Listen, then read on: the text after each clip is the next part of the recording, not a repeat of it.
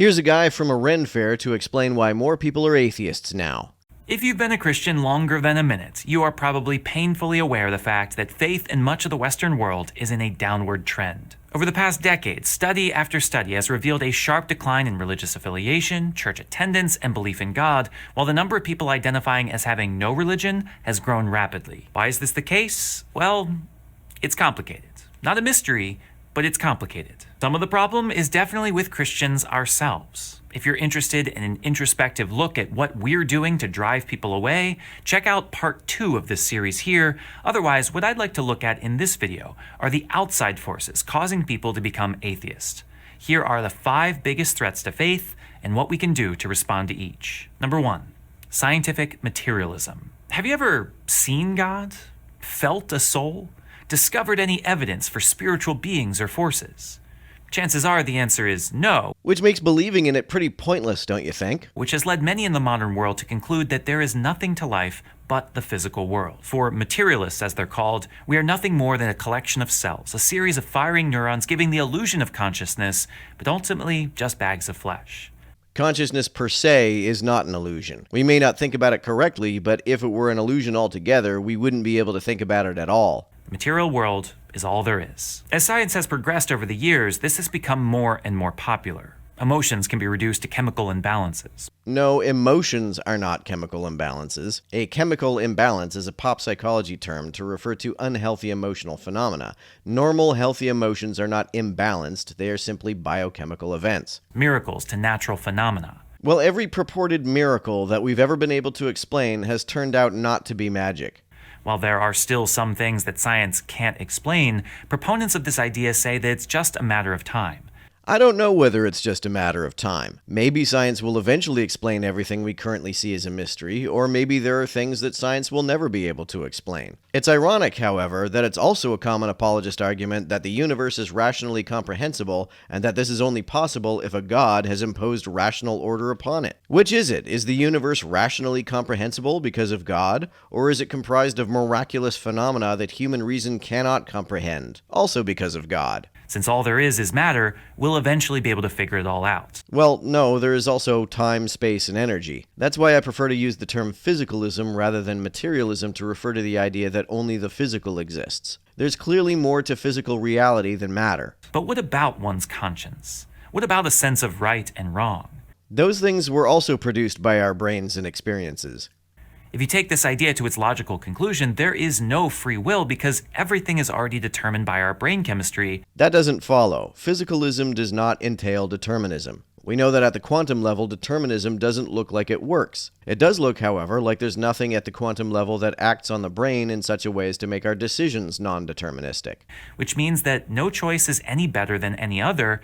How does that follow? Why can't one predetermined choice be better than another predetermined choice? Because choice itself is an illusion. First of all, that's not true. The way I see it, the opposite is the case. It is only if our brains behave deterministically that we really make choices. If our choices are not determined, then it makes no sense to say that we make decisions. If our decisions are not the product of pre-existing causes, then we don't really make them, rather they just happen on their own. If your will is free, then by definition you have no control over it. Some folks who insist we have free will say that if determinism is true, then we don't really make decisions. Your brain chemistry and experiences determine your decisions. But my brain chemistry and experiences are me. If my brain chemistry and experiences are not making my decisions, then I am not making my decisions. Hitler wasn't bad, it was just his brain chemistry. You're not responsible for anything you do, you're just a collection of complex cells. On the contrary, it is only if you are a deterministic complex of cells that you have any responsibility for your actions. The only practical point of having a penal system or any other system of incentives and disincentives that hold people responsible for their actions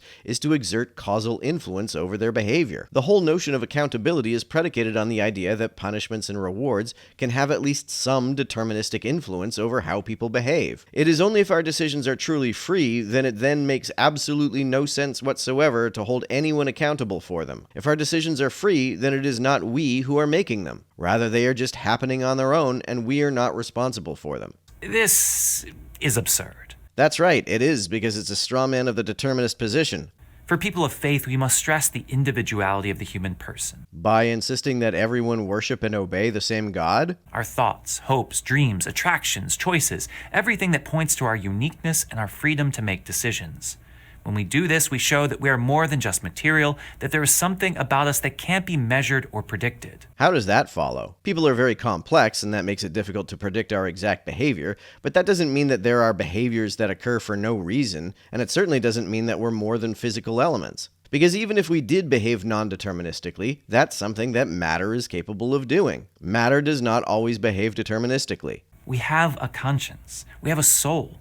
I don't see why a conscience can't be a physical phenomenon. And what even is a soul? If a soul is not a physical phenomenon, then what is it? What is a soul made of? And how is it that, if our souls determine our behavior, these immaterial souls interact with our material brains? Why is it that my soul can only control my brain and not anyone else's brain? And why can't it only control the nerve cells in my brain and not the nerve cells in the rest of my body? If I have a spinal injury, I won't be able to control the nerve cells in my legs. If my soul can influence the nerve cells in my brain, why not the nerve cells in my legs if they get disconnected from my brain? We have something that animates us beyond the physical world, drawing our attention to a reality beyond the physical world. Even though we can't prove it, we know that there is something spiritual about our existence. What would it mean for something to be beyond the physical world? The physical world includes all of space, so beyond the physical world would mean beyond space, which is a self-contradictory notion given that beyond is itself a spatial orientation. Number 2, rationalism. If materialism is a world defined by science alone, rationalism is a world defined by math and logic alone. Which is why positivism is a much more common worldview. Positivism is the combination of empiricism and rationalism. It considers both reason and evidence. It would be pretty hard to navigate life with only one or the other. Because the senses, emotions, and conventions can all be flawed, they cannot be trusted.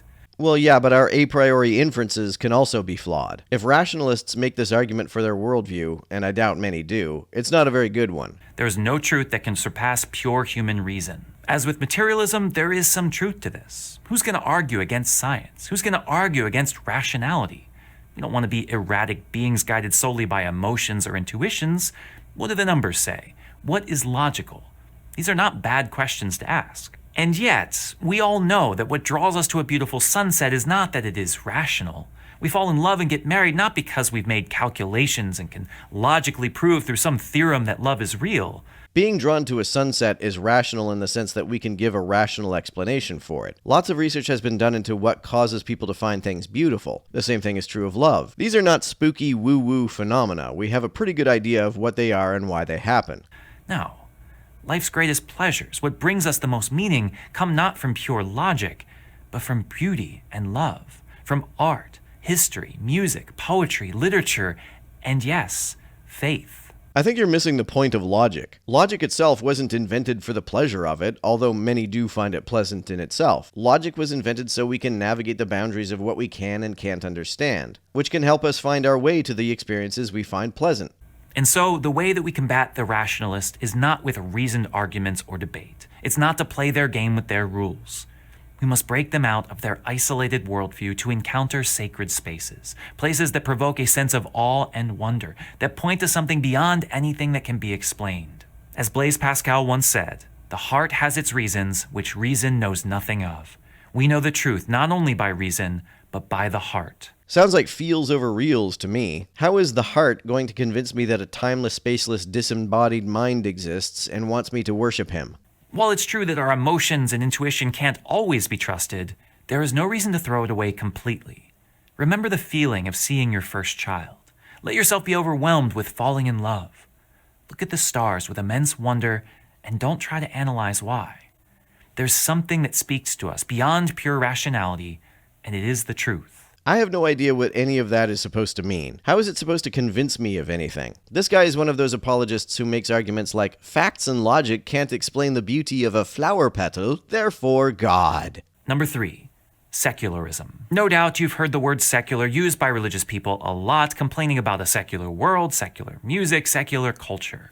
While often used to denote anything hostile towards religion, I've never heard the word secularism used to refer to anything hostile to religion. My understanding of the word is that people use it to refer to things that are simply a-religious, not anti-religious. What we see in this trend, and what is so dangerous, is something that is solely of this world, pointing to this current age alone. An offshoot of materialism, secularism can see nothing beyond the reality in which we live.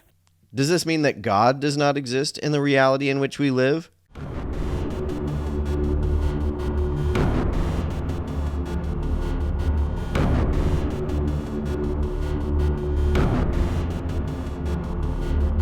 To everyone who helps me out on Patreon, you're a big help. Thanks so much.